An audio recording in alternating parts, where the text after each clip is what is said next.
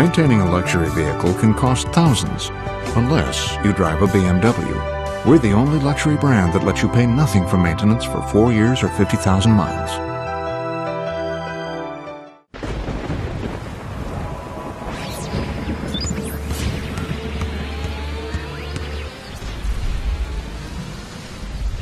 The growing pains continue for the Oklahoma City Thunder, and so do the losses. I'm Mike Sherman, and this is Jackie Cooper BMW postgame show. I'm here with Mike Baldwin, Thunder beat writer. And Mike, the Thunder had its hands full with a very good team. They lose tonight 100-89 to the Houston Rockets. What got them beat? It's the same old story. The first half was arguably one of their best halves of the year, especially offensively. The defense wasn't quite as good, but they shoot 50%. They're tied right there near the end of the first half, have a bad little run before halftime. They're down 6. You're like, well, that's okay. They have a good first half. They start the second half 1 of 11 on the offensive end. Can't get a stop on the defensive end. Don't run like PJ told them against an older, slower team. Next thing you know, you're down 18 or 19, and here they go again. That's just too big a hole. They make one run, get it within 8, and even when they got it down to 8, remember, they had a couple chances on fast breaks, fumble the ball out of bounds. They had a chance to really get down to 6 or 4, but once again, they just can't keep building these big, huge deficits. Everybody's going to have runs in basketball. That's what happens, but you got to minimize them. They can't be 16-0 and 14-0. They got to be more like 10-2, and then you answer. This team has had the same problem over and over. Until they fix it, they're going to keep losing games. You call it Groundhog Day, but look, let's go back to the growing pains. Down the stretch, I mean, during that bad spell, they get a couple steals. Russell Westbrook gets 3 straight steals, but he tries to throw an alley-oop pass to Kevin Durant instead of a crisp pass and a dunk. They come down, and they ran, and I think really that got the crowd into the game tonight. I mean, an 18-1 here at the Ford Center, a lively crowd for greeting a team that really looked bad on its East Coast road trip.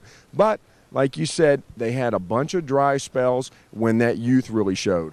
And that's the thing about this team. This crowd proved it with the Hornets, and they proved it even in some of these lopsided losses. They really want to get behind this team, but what they got to give is something to cheer about. The first half they did, and the place was rocking. I think even some of the Rocket players were looking around like, man, this is a pretty lively place. But then the second half, once you get down 16-18, the fans are trying to help them. There are some growing pains. Westbrook is not making some good decisions at times, but he gets explosive dunks and he shows you his potential, and it may even be next season. We don't know, but as we go. Green was really playing well for the last 2.5, 3 games. The second half, he doesn't play well. Durant, I really thought, was having one of his better games, and then they started clamping down on him a little bit, and that's where you need other options. Wilcox was supposedly maybe going to play tonight, but PJ said he wasn't quite comfortable. He will be back Wednesday. The bad news was Desmond Mason got hurt on the East Coast road trip. He's probably out at least 2 weeks with an elbow injury, and so they lose a veteran, gain a veteran. They got to mix all this together. The bottom line is the Clippers come to town Wednesday night. They've got to figure out to get a win because, like they all said, win is the magic tonic that makes everything better. This team desperately needs a win Wednesday night. A good performance by Kevin Durant, 29 points, 7 rebounds, and a couple rim-rattling dunks. I mean, Durant took the ball to the hoop in front of the Ford Center the way he hasn't in home games yet this season. Yet in the second half, there was a couple times where he pulled up and shot long jumpers early in the shot clock. Again, that's sort of what PJ's talking about. Let's go to the Clippers game. Is this a must-win? I mean, they got 1 win so far and a 8-game losing streak. Is this a must-win? Well, I don't think you can call a must-win for any franchise that's probably going to draft 1st, 2nd, 3rd, 4th, 5th, 6th, depending on how well they play the last 5 months. But I keep saying they need wins to help build confidence. If you're having a young team grow and get better, it's a lot more valuable when you look at the film and, oh, that's why we won the game because I did these things right. You need 20, 25, 30 wins. Right now they're on pace for 7 or 8. It would do a world of good for this team to get a win. It's not a must-win, but this is a team comparable to your talent level, comparable to an early season slump in your building.